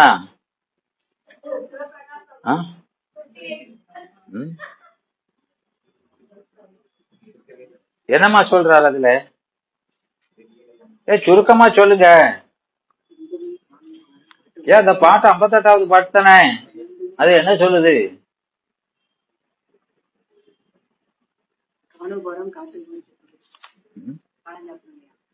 இருக்கட்டும், நீ கவனம் இத கவனிமா. என்னடா? இல்ல அந்த பாட்டுல என்ன சொல்றாருமா? கண்ணொளி விளக்களித்து காட்டும் என்கில் அது என்ன சொல்றது? ஆமா, அதாவது இங்க என்ன சொல்றதுன்னா, கண்ணுக்கு விளக்கொளிதான் ஒளியே கொடுக்குது அப்படின்னு சொல்றாங்க. என்ன சொல்றாங்க? கண்ணுக்கு ஒளியே கிடையாது, இந்த விளக்கு வந்தாதான் அதுக்கு ஒளியே வருது. விளங்குதா? அந்த கருத்துல நீங்க சொன்னா கண்ணு குருடுன்னு அர்த்தம், அதுக்கு ஒளியே இல்லை இல்லையா? இந்த விளக்கு வர்றதுக்கு முன்னால அதான் முன்னம் கண் ஒளி ஒன்றும் என்றான், அதுக்கு ஒளியே காணுகின்ற ஆற்றலே இல்ல, அந்த ஒளிங்கிற குணமே கண்ட இல்லன்னு அர்த்தம் இல்லையா? ஏன் சொல்றாருன்னா, ஏன் விளக்கு இல்லாம உன்னால பார்க்க முடியுமா? முடியல, சுத்தமா பார்க்க முடியல. கொஞ்சம் தெரியுது, விளக்கொளி வச்சா நல்லா தெரியுதுன்னா சரி, உனக்கு இது உதவுது, உனக்கு கொஞ்சம் கண்ணு பார்வை இருக்கு, ஆனா இது உதவுதுன்னு சொல்லலாம். சுத்தமா தெரிய மாட்டுக்கு, கொஞ்சமா தெரியுதோ கண்ணு இல்லாம விளக்கு இல்லாம அப்படின்னா அப்படியே சொல்லவே. விளக்கு அணைச்சாச்சுன்னா குருடுதான் நீ. அப்ப அதான் நான் சொல்றேன், கண்ணுக்கு ஒளியே இல்ல, அந்த ஒளியை எது கொடுக்குது? விளக்கொளிதான் கண்ணுக்கு உலகு கொடுக்குது அப்படின்னு சொல்றான். ஆன்மாவுக்கு அறிவே கிடையாது, கருவிகளோடு சேர்ந்தாதான் அறிவே வருது அப்படின்னு சொல்றான். அதான் அங்க சொல்றாரு எண்ணின் அப்படின்னு அப்படி சொன்னா. இதெல்லாம் சாங்கியர் எல்லாம் சொல்றது. அப்போ அந்த விளக்கொடி ஒரு குருடனை முன்னால கொண்டு காட்டினாலும் வரணும். உருட்டு பேயில கொண்டு காட்டினா அவன் அப்படியே தானே இருக்கான், அவனுக்கு பார்க்க முடியலையே. அதுதான் ஒளியை தரணும். அந்த குருடனுக்கு ஒளியை தந்திருக்கணுமே. வருதா? தரல. அப்போ அவன்கிட்ட அவரு அந்த காட்சின்னு இருக்கிற ஒருத்தனைத்தான் விளக்க முடியுது. காட்சியே இல்லாதவனை விளக்கிறதுக்கு இந்த ஒளிக்கு ஆமா அவனுக்கு உதவத்தான் செய்யுது. இதுவே அந்த காணுகிற ஆற்றலை இது கொடுக்கல. சடமெல்லாம் அப்படி ஒண்ணும் கொடுக்க முடியாது அப்படின்னு அந்த கருத்தை மறுக்கிறார். விளங்குதா? விளங்குதாமா? அதனால நீ சொல்ற மாதிரி கண்ணுக்கு இது வந்தாதான் ஒளி வருது, கண்ணு வருது அப்படி சொல்ல முடியாது இல்லையா? அப்ப கண்ணுக்கு ஒளி இருக்குது. ஆனா இது இந்த விளக்கொளி சேர்ந்தா அது காரியப்பட்டு பாக்குது அப்படின்னு சொல்றாரு. அதனால ஏன் சொல்றேன்னா, குருடனுக்கு விளக்க வச்சாலும் தெரிய மாட்டேங்குது இல்லையா? இவனுக்கு விளக்க வச்சா தெரியும். அவங்க ரெண்டு பேர்த்தையும் ஒரு வித்தியாசம் இருக்குது இல்லையா? அது போல அறிவுடைய பொருளுக்கு தான் விளக்கமே முடியுமே தவிர அறிவே இல்லாத பொருளுக்கு விளக்கம் செய்ய முடியாது அப்படிங்கிறார். ஏன் சொல்றோம்னா, கண்ணுக்கு ஒளி இருக்குன்னு சொன்னோம்னா உங்களை கரகரான்னு இழுத்துட்டு போய் உங்களை இல்ல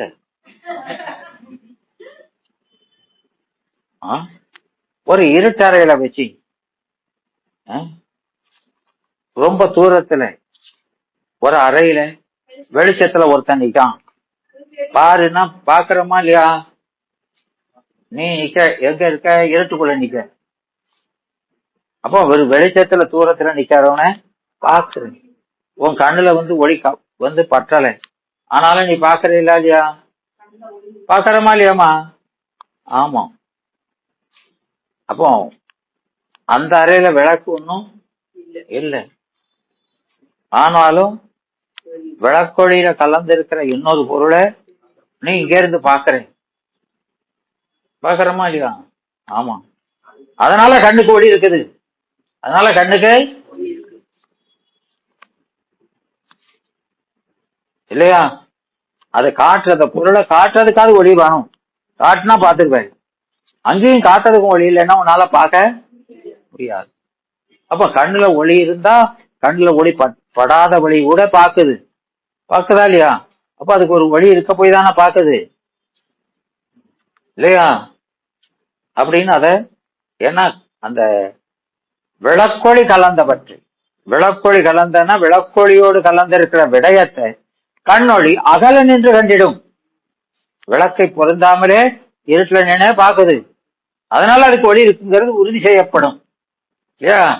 ஆனாலும் இந்த கண்ணு ஒளி அந்த விளக்கொளியோடு சேர்ந்து அந்த விடயத்தை பார்த்தாலும் ரெண்டும் ஒண்ணு இல்லை. ரெண்டு பேரும் சேர்ந்து பார்க்காவோ ஒரு பொருளை பார்க்கறதுல கண்ணின் பங்கும் இருக்குது, கண்ணொளியின் பங்கும் இருக்குது, விளக்கொளியின் பங்கும் இருக்குது. ரெண்டு சேர்ந்தான பாக்குது, ரெண்டு சேர்ந்துதான் பாக்குது. அப்படி ரெண்டும் பாக்குறதுனால இது ஒரு 50%, அது ஒரு 50% அப்படியெல்லாம் போற்றாத அப்படிங்கிறார். ஏன் ரெண்டும் சேர்ந்து பார்த்தாலும் காட்டுகிற ஒளி கூடுனது, காணுகிற ஒளி கம்மி. விளங்குதா? உனக்கு காட்டுகிற ஒளி எப்படி இருக்கும்? கூடுன ஒளியாத்தான் இருக்கும். குறைந்த ஒளி கூடுன ஒளிக்கு காட்ட முடியாது. விளங்குதா? குறைஞ்ச ஒளி கூடுன ஒளிக்கு காட்ட முடியாது. விளங்குதாமா? அப்போ அந்த கண்ணு உன்னை பார்க்கணும்னா அந்த கண்ணுக்கு விளக்குற அந்த ஒளி கண்ணொளியை விட அதிக பிரகாச உடையதா இருக்கணும். அப்பதான் உதவ முடியும். இல்லையா? கண்ணுடைய விட பிரகாசம் குறைஞ்சதா இருந்தா என்ன செய்ய முடியாது? கண்ணால ஒரு பொருளை பார்க்க முடியாது இல்லையா? அதனால அறிவிப்பவன் அறிபவன் ரெண்டு பேர் இருக்காங்கன்னா, அறிவிக்கிற அறிவு அது சூக்குமமா இருக்கும், அறிகிற அறிவு பருவட்டா தான் இருக்கும், தூரமா தான் இருக்கும் அப்படின்னு சொல்லியிருக்காரா இல்லையா? ஆமா. அற்றேல் அப்படியானால் அகுது அங்கனமாக, அகுது அங்கனமாக நானது அற்றேல் அகுது அங்கனமாக நானமா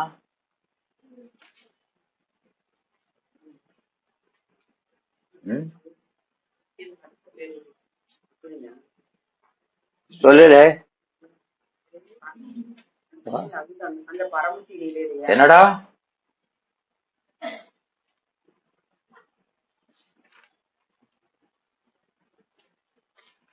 என்ன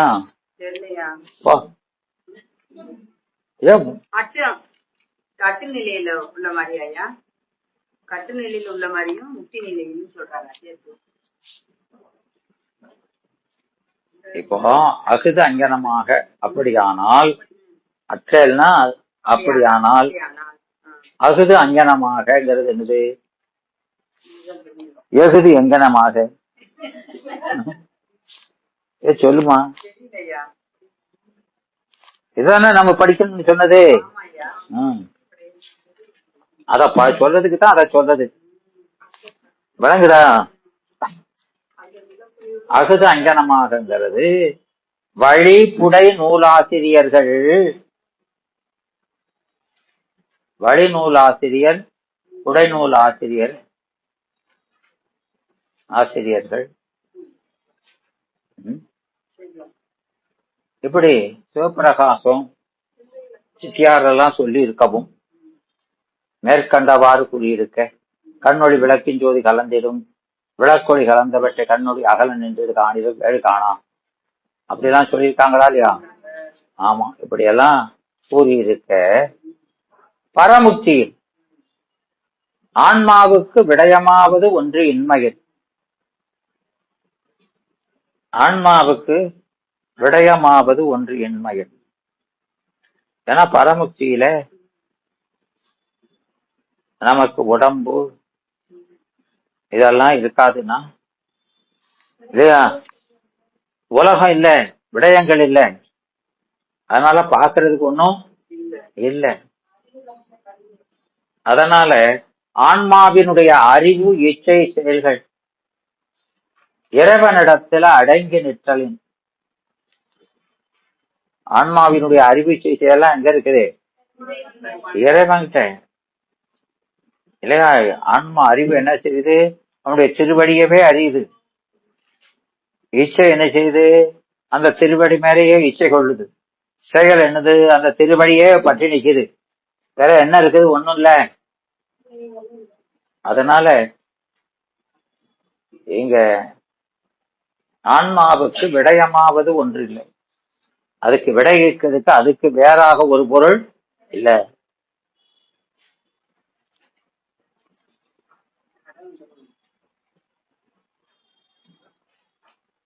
அதனால எவ்விடத்தும், எவ்விடத்தும் என்ன?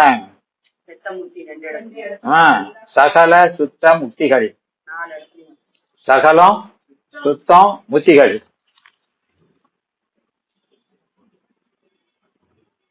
அவற்றது, அவற்றதுன்னா ஆன்மாக்களது விடயத்தை, விடயத்தை, அவற்றது விடயத்தை, அவற்றதுன்னா ஆன்மாக்களது விடயத்தை என்ன?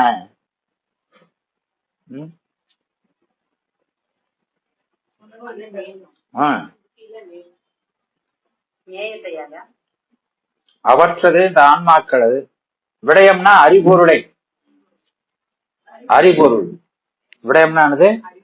அறிபொருள். விடயம் அறிபொருள். அதான் எந்த நிலையிலும் சொல்லிட்டாரா இல்லையா? எவ்விடத்தும் தெரியாச்சுன்னா அப்படி சொல்லப்படாதா இல்லையா? இல்லையா? அது சகலத்தில விடயம் பூத குணங்கள், சகடத்துல விடயம் பூத குணங்கள், சுத்தத்துல விடயம் அருள், முக்தியில விடயம் தீபம் அப்படின்னு வேறுபடுதா இல்லையா? ஆமா. அதனால அவற்றது விடயத்தை முதல்வன் உணரும். இந்த ஆன்மாக்கள் அறிவு உணரும் போது அது கூட இருந்து அந்த அறிவுக்கு ஆற்றலாக இருக்கக்கூடிய இறைவனும் பொறிகள் அறியுதா இல்லையா நமக்கு? ஏமா கட்டு நிலையில இப்போ நீங்க என்ன எதை வச்சு பாக்கியா? பார்க்கவே இல்லைங்க. எதை வச்சுமா பாக்கீங்க? கண்ணை வச்சு பாக்குங்க. அப்ப அந்த கண்ணை வச்சு பாக்குறதுக்கு உயிர் கூட நிக்கணுமா இல்லையா? நிக்கணுமா இல்லையா? அதான் நீங்க தூக்கிட்டீங்கன்னா கண்ணை முழிச்சுட்டே தூக்கிட்டேன்னு நீங்க முழிச்ச மாதிரி தூங்கி அப்படி ஒரு பயிற்சி எடுத்தாச்சு.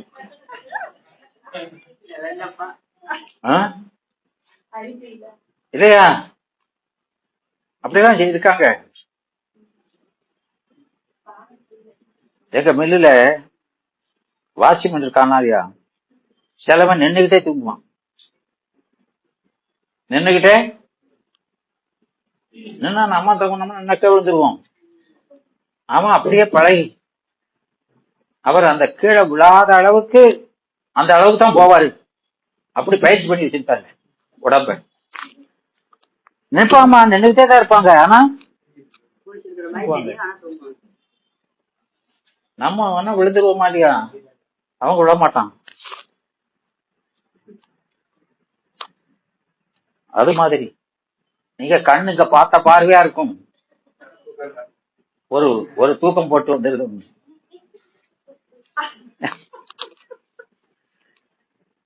ஆமா. அதனால எங்க ஒவ்வொரு இடத்துல ஒவ்வொன்னும் இல்லையா? அப்போ அது கூட அந்த கருவி, ஏன்னா அது கண்ணு சடம். இந்த கண்ணு சடம். அந்த கண்ணு தனக்காக அறியல. யாருக்காக அறியுது? உங்களுக்காகத்தான் அறியுது, உயிருக்காகத்தான் அறியுது. அப்ப அந்த பலனை பெறுதவும் உடனா நின்னாதான் அந்த பலன் போய் சேரும் இல்லையாமா? அது போல நாம ஒவ்வொன்னா அறியும் போது என்ன செய்யணும்? இறைவன் அறிவிக்கிறவன் அவனுக்கு இது இல்லாட்டாலும் அந்த இப்ப அந்த இறைவனை அந்த கருவி தனக்காக அறியாம உயிருக்காக அறியதா இல்லையா? அது போல இறைவன் தனக்காக அறியாம இந்த உயிருக்காக அறிந்து கொண்டு நிற்பான். இந்த கண் உங்களுக்காக படாத பாடுபடுதா இல்லையா? படுதலாமா? அதுபோல இறைவன் நமக்காக அறிவான். அவன் ஒன்னையும் கொள்றதில்லை. இந்த கண்ணுக்கு என்ன பிரயோஜனம் இருக்குது? அதுபோல இறைவன் கூட நிக்கிறதுனால அவன் எதையுமே கொள்வதில்லை. அவன் குறைவில்லா நிறைவு. இங்க இது சடம். அவன் பூரண அறிவு. அதனால அவனும் கொள்வதில்லை. அறிவில்லாததும் கொள்ளாது, பூரண அருடைய பொருளும் கொள்ளாது. ரெண்டு கட்டணம் தான் எல்லாம் விளங்குது. ஆமா அப்படிங்கிற. அதனால அந்த முதல்வன் உணரும். முதல்வனும் உணரும் விடயத்தை. முதல்வன் உணரும் இருக்கா இல்லையா? முதல்வனும் உணரும் என்றால் என்று கூறுதல் செல்லாது எனி. அப்படி சொல்றது பொருந்தாது என்று சொன்னால், இது யார் சொல்றது? அவன் சொல்றது, அவிகாரவாதி சொல்றது. அதனால பொருந்தாது எனி, செல்லாதுன்னா பொருந்தாது எனி என்று கூறின். அப்படி சொன்னா என்ன குற்றம் வருது? மலத்து நீங்கியதை போல, மலத்திலிருந்து நாம் நீங்கியதை போல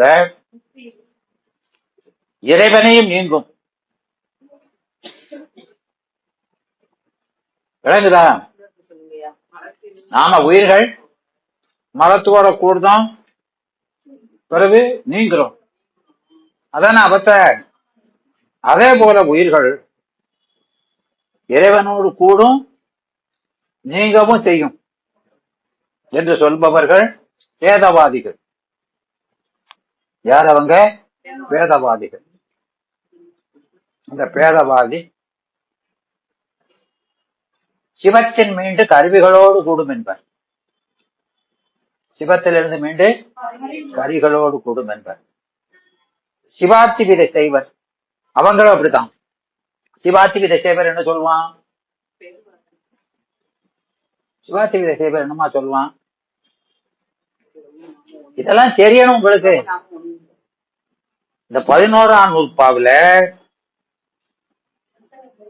நாம சங்கற்ப நிராகரணம்னு இருக்கா இல்லையா? சங்கற்ப நிராகரணத்துல எத்தனை பேரை பத்தி பேசுறாரு? என்னமா?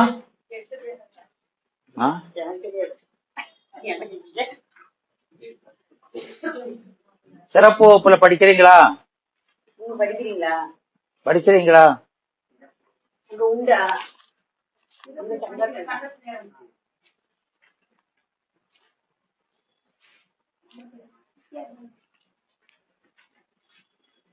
பத்து பேரு 10 பேரு.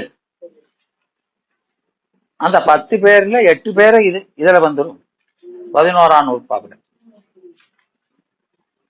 சங்கற்பனாகத்துல சொல்லக்கூடிய 10 பேர்ல 8 பேரை பற்றிய மறுப்பு இதுல வந்துருது.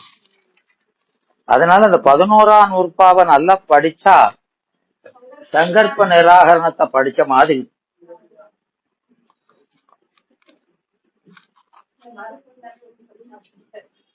ஆமா,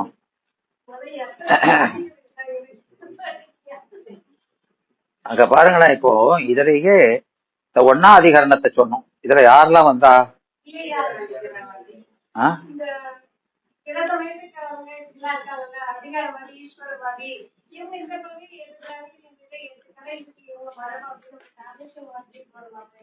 ஆமா, இங்க வர்றதெல்லாம் அந்த புறச்சமயம் எல்லாம் வரமாட்டான்.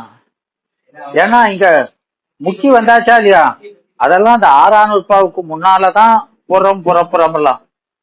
இங்க வந்தாச்சுன்னா ஆமா, இங்க வந்து அகச்சமயம்தான். முக்தியில சின்ன சின்ன வேறுபாடுகளை பத்தி தான் பேசுவாங்க தவிர பொருள்லே வேறுபடுதவனை பத்தி பேசலாம் அங்கேயே முடிஞ்சிடும். விளங்குதாமா? அதனால இங்க நாம என்னெல்லாம் பார்த்தோம்? இப்போ அவிகாரவாதிய முதல்ல பார்த்தோம், வேதவாதிய பார்த்தோம், இப்ப சிவாத்தி விதை செய்வரை பார்த்தோம் இல்லையா? பார்த்தோமா இல்லையாமா? ஆமா. அதனால இந்த சிவ சமவாதிய பார்க்கும் 4 பேரை பார்த்தாச்சு. இன்னும் நம்ம பின்னால வரக்கூடிய 2வது அதிகரணத்துல இன்னும் வருவான். அதனால இங்க அந்த சிவாத்தி வித சேவர் என்ன சொல்லுவாங்கன்னா, அதாவது சிவமும் சக்தியும் தவிர வேற பொருளே இல்லை. சிவாத்தி வித செய்வர இவங்களை என்ன சொல்லுவாங்கன்னா பாதி மாதாவாதி, பாதி மாயாவாதி. மாயாவாதியில பாதி அந்த கருத்தை இதைய கொள்றவன். ஆமா, அவன் வந்து புறச்சமயம் மாயாவாதி, இவன் அகச்சமயம்.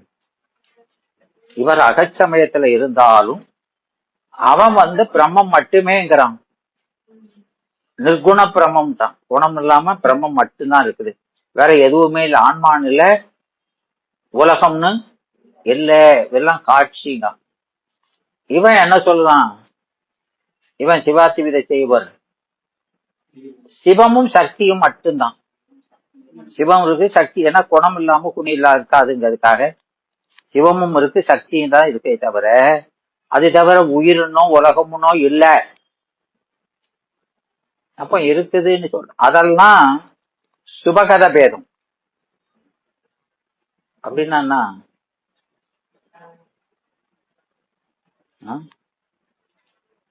சுபகபத பேதம்னா என்னமா? சுபகத பேதம். ஆமா, பேதங்கள்ல சுபகத பேதம், ஜஜாதீத பேதம், விஜயாதீத பேதம்னு இருக்குது. அதெல்லாம் கடப்படான்னு ஒரு கஷ்டமா இருக்கு. அதாவது சுபகத பேதம் அப்படின்னா உட்பேதம்.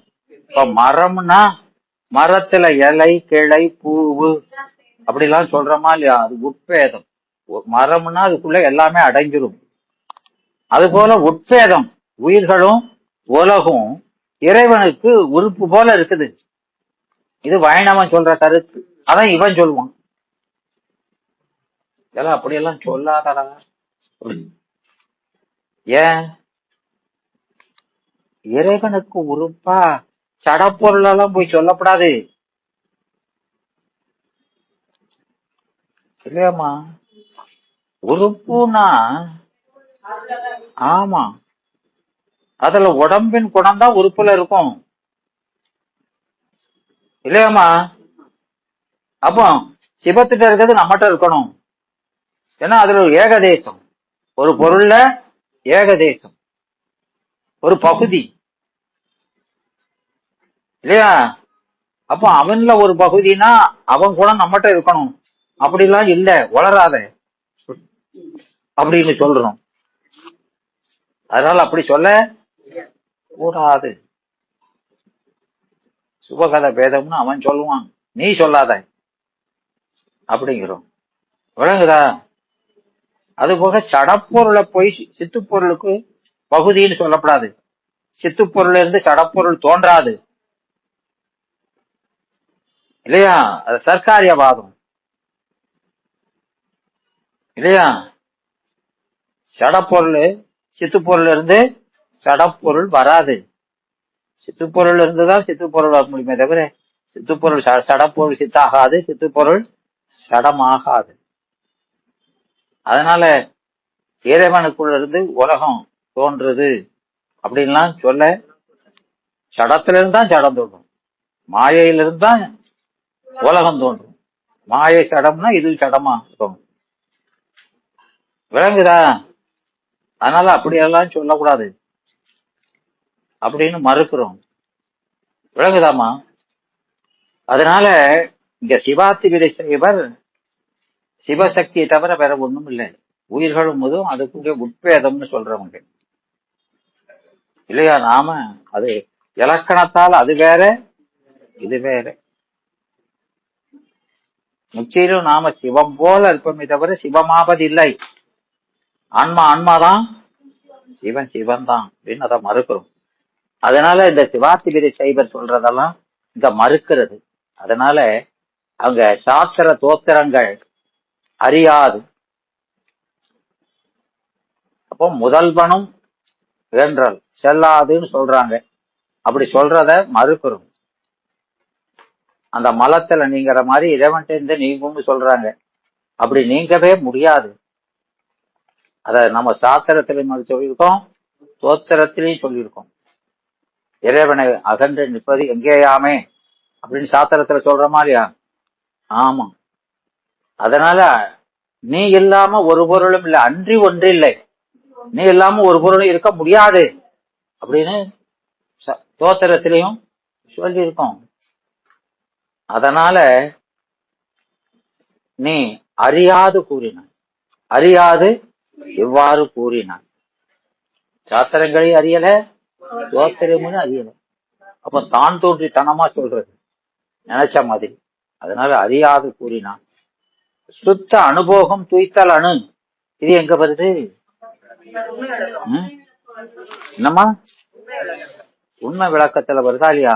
எங்க வருது?